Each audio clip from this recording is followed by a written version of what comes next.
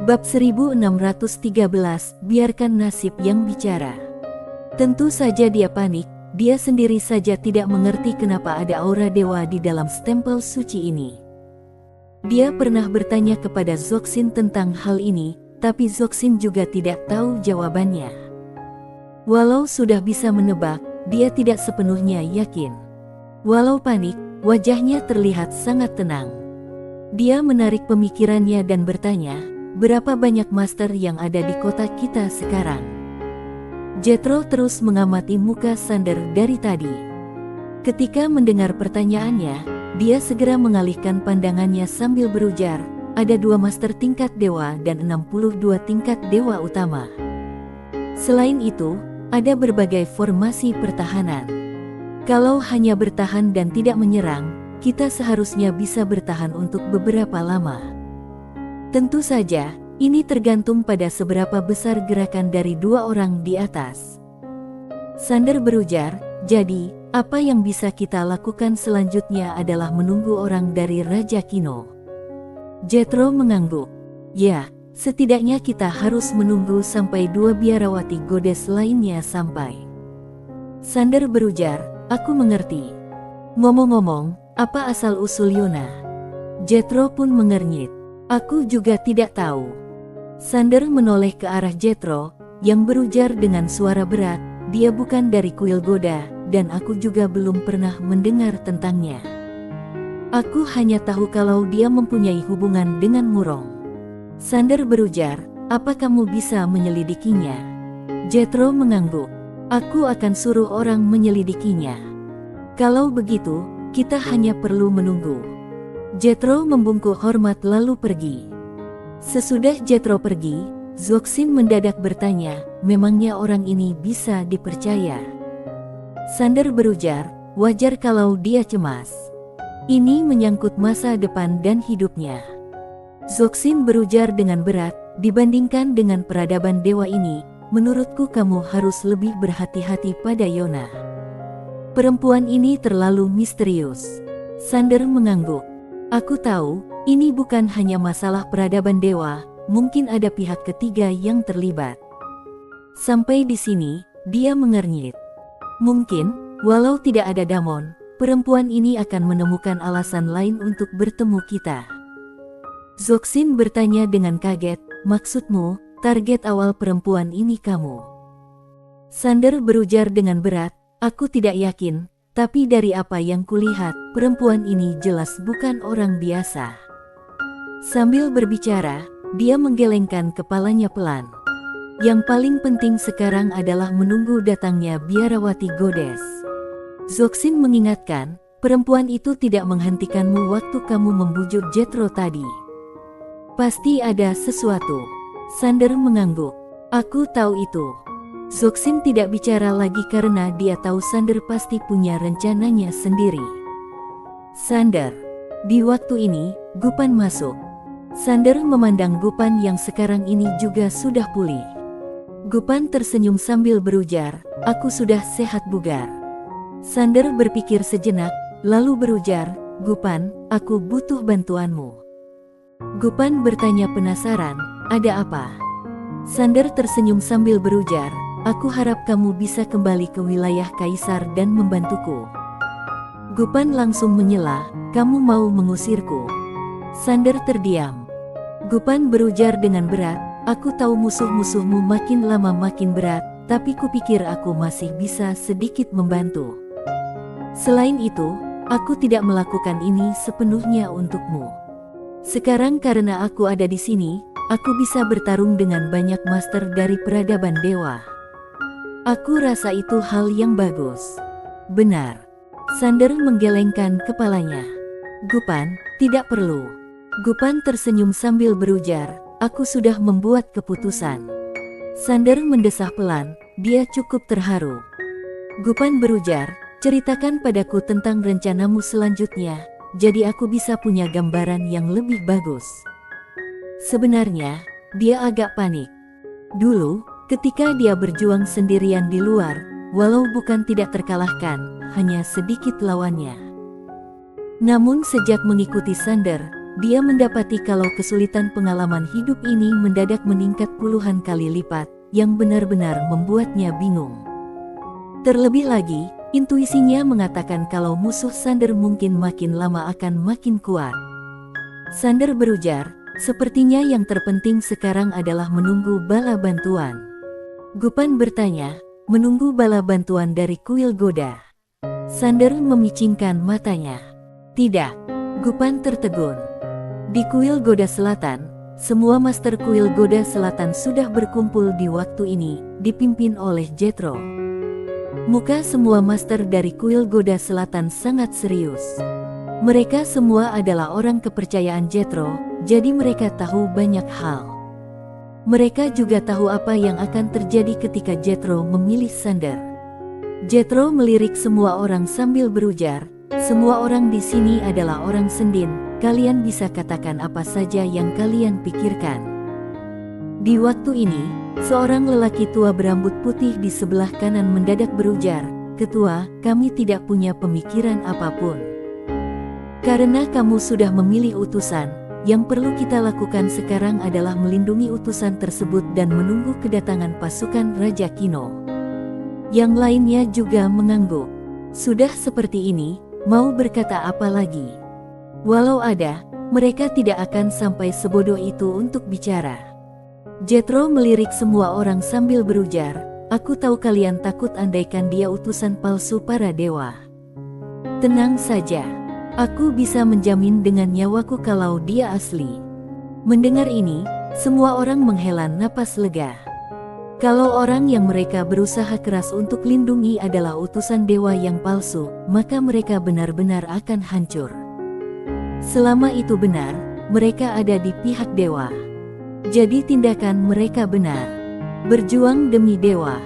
Memikirkan hal ini, kepanikan di hati mereka segera hilang sepenuhnya.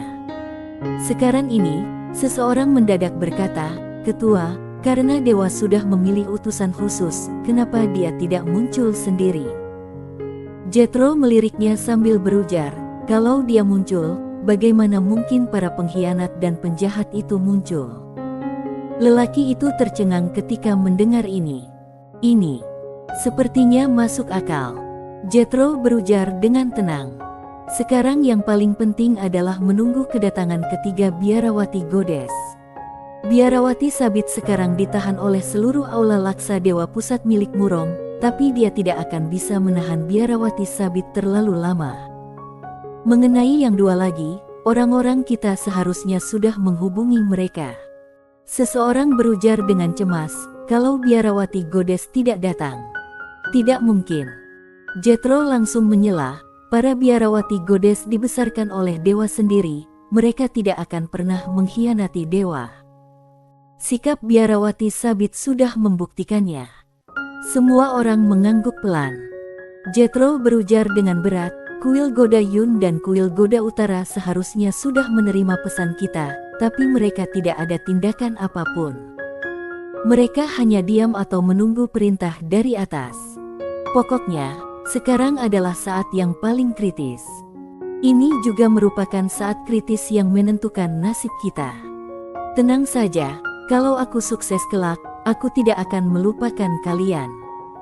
Lelaki tua berambut putih itu mengangguk. Ketua, tenang saja, keputusanmu adalah keputusan kami. Kalau ada yang berani macam-macam, aku akan memastikan dia mati mengenaskan. Jethro melirik semua orang. Mereka merasa seolah-olah ditusuk dari samping, sehingga langsung mengemukakan sikap mereka. Alasan Jethro mengadakan pertemuan ini sebenarnya untuk mengejutkan semua orang. Walau sebagian besar orang di kuil Goda Selatan adalah orang yang dia rekrut, dia tidak bisa menjamin apa ada orang lain di antara ini. Di waktu seperti ini, tidak boleh sampai ada masalah. Kali ini dia sudah mempertaruhkan semua. Kalau kalah, dia tidak akan punya kesempatan apapun. Dia mengangkat kepalanya dan memandang keluar aula dengan cemas. Dia sebenarnya hanya mau tahu berapa banyak orang di kuil Goda yang akan datang mendukung. Kalau tidak ada satupun, dia akan mati mengenaskan. Dalam kehampaan, sebuah ruang mendadak terbuka, lalu seorang lelaki tua berjubah dan seorang lelaki paruh baya berjubah hitam muncul. Dua orang ini adalah Harith dan Nachun, penguasa kuil Goda Utara. Begitu keluar, mereka langsung mengisolasi diri dari segala sesuatu di sekitar mereka. Orang tua berjubah dewa itu adalah Harith. Dia memandang Nachun dan bertanya langsung, "Bagaimana menurutmu?" Nachun tertawa. Dewa sudah menghilang begitu lama, tapi sekarang seorang utusannya mendadak muncul. Terlebih lagi, utusan ini adalah seorang penghujat sejati dan penjaga ketertiban. "Apa kamu tidak merasa aneh?" Harith berujar, "Biarawati sabit, Jethro." Nachun sedikit mengernyit. Tentu saja dia paham maksud Harith. Jethro tidak penting dan bisa diabaikan, tapi dia tidak bisa mengabaikan sikap Biarawati Goddess. Harith menambahkan, Biarawati sabit dibesarkan oleh dewa sendiri. Sander mungkin bisa menyembunyikannya dari orang lain, tapi tidak mungkin darinya. Biarawati sabit bahkan menyerah sendiri, berarti identitas Sander. Sesudah itu, dia tidak melanjutkan. Nachun terdiam sejenak, lalu berujar, "Ada dua pilihan. Kita mematuhi perintah dari atas dan segera bergabung dengan orang-orang di atas, lalu maju untuk melenyapkan Sander dengan meminjam nama para dewa, atau menjawab panggilan Jethro dan segera pergi ke kuil Goda Selatan." Harith terdiam. Nachun menatapnya sambil berujar penuh senyum, "Jangan pikirkan yang tidak-tidak. Kita berdua tidak punya kemampuan untuk diam saja mengamati situasi lalu mengambil keuntungan sesudah situasi dipastikan. Kalau kita tidak cepat membuat pilihan, nantinya kita akan mati mengenaskan."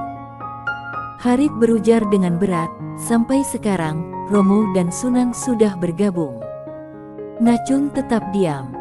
Dia adalah orang kepercayaan Romo, dan Harith adalah orang kepercayaan Sunan. Tapi mereka berdua menerima perintah yang sama. Apa artinya ini? Berarti dua petinggi itu sudah bergabung. Keduanya terdiam. Di waktu ini, Nachun mendadak menghela napas. Ini masalah yang sangat pelik. Yang di atas ribut, sedangkan kita tidak tahu situasi di atas sama sekali, termasuk Sander ini. Apa dia benar-benar utusan dewa? Apa ada pihak di belakangnya? Kita tidak tahu apa-apa. Mengenai sikap kedua biarawati lainnya, serta sikap ketua pengadilan arbitrase dan ketua aula penghakiman, kita juga tidak tahu apa-apa. Kita mau memihak yang mana? Masak asal. Harith berujar dengan berat, "Mau bagaimana lagi? Kalau informasi yang kita punya tidak lengkap, bias kognitif akan terjadi, dan kalau bias kognitif terjadi, kita mungkin akan hancur." Sambil bicara, dia memandang Nachun sambil berujar, "Kamu saja yang pilih, aku akan mengikutimu." Nachun menggelengkan kepalanya. "Kamu yang pilih, aku akan mengikutimu." Harith mengernyit. "Karena kita berdua tidak bisa mengambil keputusan, kita gunakan cara yang paling primitif, yaitu melempar dadu. Kalau hasilnya besar, kita akan mendengarkan bos untuk menyerang Sander si penghujat. Kalau hasilnya kecil, kita akan pergi ke pihak Raja Kino." Nachun memikirkannya, lalu berujar, "Baiklah, tidak boleh pakai kekuatan suci ya, biarkan takdir yang bicara." Harith mengangguk, dia merentangkan telapak tangannya, sebuah dadu muncul di telapak tangannya, dia melemparkannya pelan, dadu itu berputar di udara selama beberapa kali dan akhirnya mendarat di telapak tangannya. Mereka berdua melihatnya dengan hati-hati. 1. Terkecil. Lindungi Sander. Keduanya saling memandang. Nachun ragu sejenak, lalu berujar, "Bagaimana kalau lempar sekali lagi?" 3 kali. Bersambung.